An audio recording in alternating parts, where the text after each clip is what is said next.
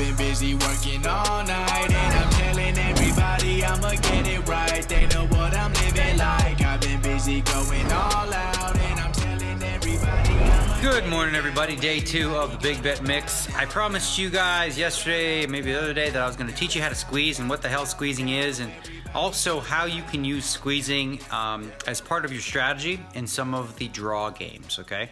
I know it's going to sound a little goofy, but it makes some sense, and it's actually GTO. Let's take a look at how we squeeze. All right, so we're going to squeeze first what's called a 4 across, right? You look here, now you take the card on the side, and you lift just the side. You hide the numbers and stuff. So you see 4 diamonds across there, right?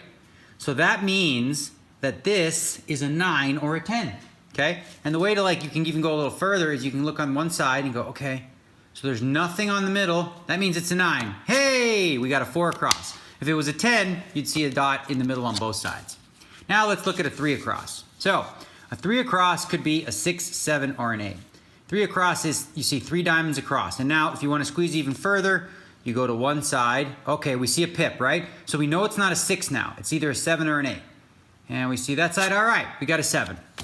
So then we go to a 2 across. A 2 across can only be one of 2 cards. 2 across there, that's either a 4 or a 5. To check a little deeper, you look for the middle, you see a pip, you don't see a pip. Boom, we got a 4. And we'll do a nothing across. Nothing across. So this is an ace, deuce, or a 3, right? There's no pips on it. So then we can dig a little deeper and narrow it down. Okay, so there's a pip in the middle. So what do we know? It's not a deuce, it's an ace or a 3. Now we want to go on the side here and hope there's no pip. There's a pip, so we know it's a 3. And the last one's the easiest. It's called the line. So here you see a line. Hello, that's paint, jack, queen, or king. All right.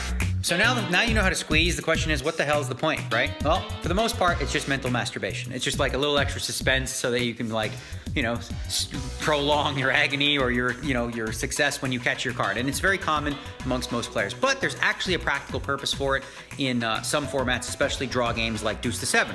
Let's look at an example from that game. Let's say you're playing single draw, which is part of the mix that I'm in today in the Big Bet. Let's say you have a hand where you're, single draw no limit, and you have Deuce, 3, 4, 5, okay? Now, a 6 would make you a straight, which is terrible. A 7 makes you the nuts, and an 8 makes you the 5th best hand, which is essentially like the nuts in that game. So, 2/3 of the time, if you catch a 3 across, are going to win the pot, and the other third of the time, you'll be bluffing. Well, let's say you're afraid that you have tells, or you give stuff off. If you decide that that's a good bluffing range, if it's GTO, now you just look at the sides, and now you can bet an amount where you could essentially force your opponent's hand, okay? You could actually force them into making a mistake if they call, if you choose to, or you can do the opposite, whereas you can force them into a mistake if they fold. So how do you do that? Let's say the pot is 1,000 in there. If you bet 1,500, right? You're not laying this guy the right price to call against what you might have, because he needs to be getting better than 2-to-1 odds. And he's not if you bet 1,500 into 1,000 pot. He'd be risking 1,500 to win 2,500, where he'd be needing to risk 1,500 to win 3,000. The other flip of the coin is if there's 1,000 in the pot and you go ahead and bet, 400 on the end, well, now he's supposed to call if he knew that that's what you were doing in terms of just looking at the 3 sides. So I know John Juanda used to do a lot. And for tournaments, I think for the most part, you generally want people to fold. You don't really want them calling. So you put them in spots where, like, even if they know you're doing it, they still have to fold. So, because they know that, oh my God, like, he might be bluffing, but he doesn't know. I don't know. Nobody knows. We haven't even looked at the card. Yet, the odds are the value that I'm getting based on the call doesn't justify one. So, a lot of players use it as a way to balance their bluffs. Like, and there's other ways to do it as well. Like if you have, say, 2, 3, 6, 7, okay?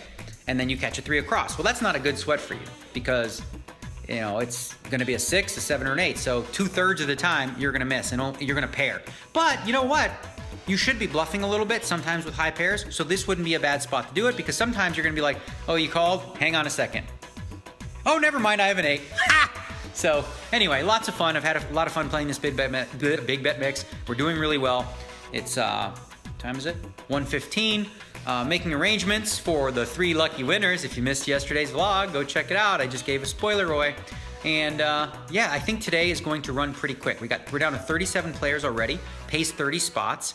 And I think we'll get down to 6 or less, which is good because we've got the Players' Championship tomorrow. And it looks like I'm going to have to late reg now because I'll be winning my bracelet tomorrow after the event starts. So that's the plan for now. I'm going to continue to play well. My table today, a little bit tough. You got, a lot of chips with David ODB, who runs the fantasy draft, the ODB draft, and Marco Johnson, another great player. One other thing about squeezing that's important, right? If you use cheap, crap, shitty, terrible, awful, disrespectful cards, then you shouldn't be, squeezing will actually mark them. Like, you'll put dents in them. But if you use cards that are even remotely reasonable, and basically all over the world, virtually all the tournaments we play in use top-notch cards. Sometimes we find situations where the cards are subpar.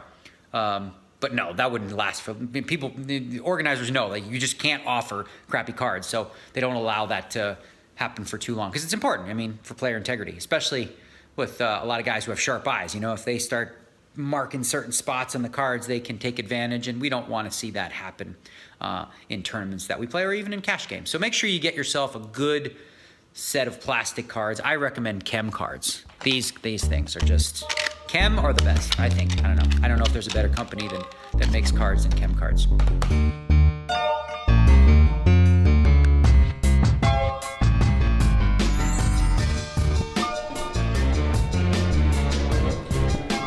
This is Steel, and he's a Belgian Malinois, and he's an explosive detection dog.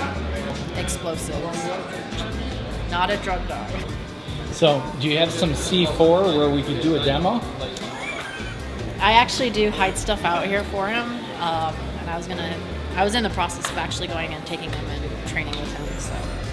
Do you do walkthroughs on the floor and whatever? Yeah, we walk through the floors, and then I put training aids out in the back halls and underneath stages, so it keeps him on his game.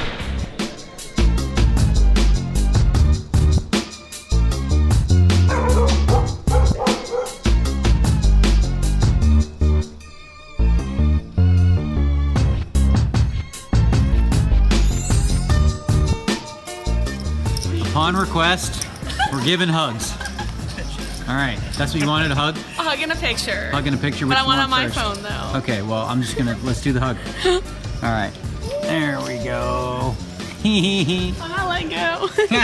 You're cool. Now we'll take a picture. Okay. How about that? He used to play for the Cavs. You guys know what this is? No? Brockton Hankins. Brockton Hankins. Yeah.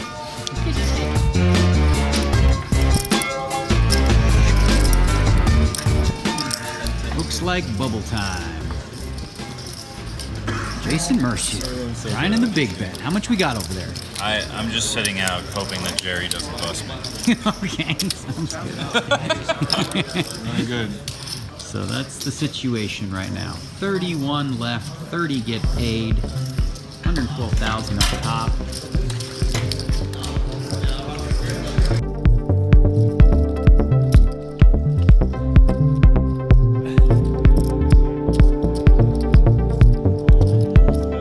I think this card beats you.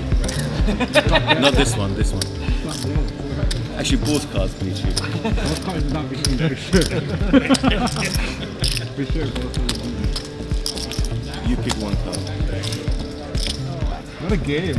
That one doesn't beat me. That one beats me. He said one card.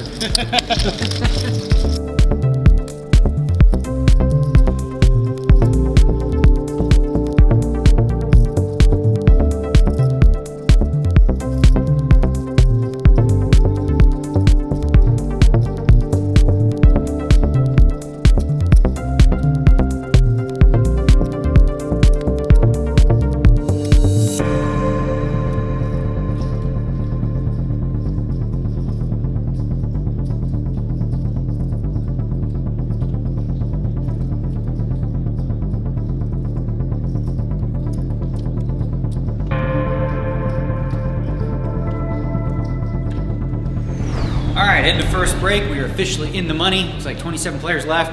Chipped up from 160,000 to 175. Feeling pretty confident. Have a good read on my opponents. So yeah, it's gonna expect it to be a long day. I think we're gonna get down to, less than 6 players maybe. So time to get a quick snack, a little wrap or something, a salad, whatever, like all the healthy stuff. We'll just keep plugging away.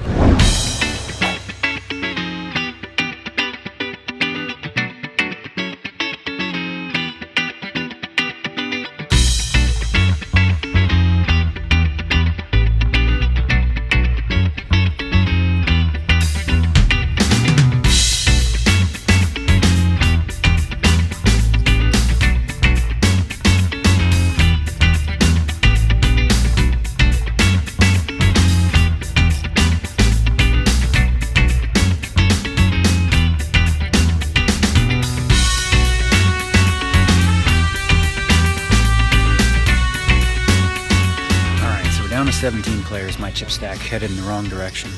I had a big hand against a young German kid who, on the end, in triple draw plays so big in this format. I had 8, 7, 6, 5 deuce. He drew 1. On the end, I checked, he bet it all, and I folded, and he showed a straight, so I got bluffed there. And then the other key hand in triple draw, guy raised, I called the big blind with deuce 3, 4, 7. It's a very strong draw, the best draw you can have. He padded. He stayed pat from the beginning. I check called. I missed on the river, and I decided to. He probably has an 8 or a 9. This is his most likely hand, and I think he folds 9s and a lot of 8s too. So I decided to bet 70,000. He called because he was dealt a 7, deuce 3, 5, 6, 7. So that was pretty unfortunate. Now this is going to be a lot of chips flying. So just because I'm like a little shorter now with 60,000 doesn't mean this thing's over. We've seen some crazy comebacks. Remember David Bach? He had half a bet. So we're not giving up. We're going to focus and get back in this one.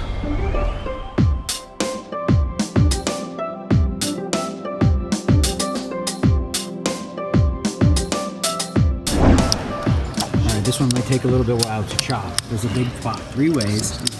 This was my hand. PLO 8. That was the flop. 3 queens. He had the nut low, twin spades. He had the straight draw and the whole kinds of cat caboodle. I'm going to chop him up. Turn for me. Sick turn for you. My goodness, nut low and your spades were clean? Or no? No, they weren't clean. All right, so this is gonna take a while.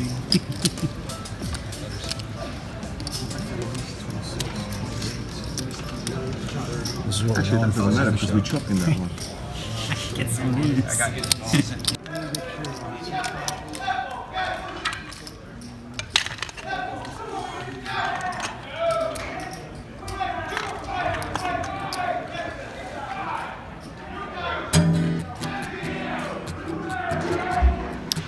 Tough day at the office today. The triple draw madness, just bam, bam, bam. Probably played a little bit too weak on a couple spots in no limit hold'em. I should have moved in with ace jack on a guy instead of flatting. What else did I do? I should have moved in with a 1-card draw. It's a straight draw, so I didn't. And finally in triple draw again, pick up 3, 4, 6, 8 with a pair of 6s. Raise pot, Ryan Hughes calls and draws 2. I never make anything. We're all in, of course. And he was drawing going into the last bit, deuce 3, 4, 5 against my 3, 4, 6, 8. And he made a wheel. So that's that. 12th place finish. That's my 7th top 20 finish at the World Series of Poker this year. I think that's probably, well, that's without a doubt the best year I've ever had. I won Player of the Year twice, doing far less than that in terms of like high-end results, especially with 5 of those coming in 10K events. And 10K events at one point at the World Series of Poker were very special. They were considered championship events, and they were like, you know, sort of the pinnacle. They've kind of watered them down in terms of their value, in terms of like the prestige surrounded with them, which is sad because I think it's important to have something for the everyman, which is like all the gimmicky $300 buy-in, $500 break terms. I think that's great, but also they should value the 10Ks and the 10K customers because I think that they add a lot of prestige. They're so skillful, right? Because there's a good amount of play. You have all the best players in the world. This wasn't a 10K, but it still drew. Tough field. Man, frustrated to be out, but plan right now is to, I think, call it a night, watch Rocky Balboa, right? Because we've got a couple more Rockies in there. Rocky Balboa followed by, I don't know, some chilling on the couch. And then tomorrow, of course, it's the big one, the Poker Players Championship, another one, which goes in with the 10Ks, where it used to be very, very, like, held in high esteem, and they just don't really seem to put as much glitz and glamour around the championship events. They don't sparkle. The gimmicky events, they sparkle, like, because they have so many. Actually, they stopped sparkling too because there's so many of them. There's one every other day. So anyway, that's the end of another World Series of Poker for me. Now we're down the stretch, 50K and the main event. Let's do this.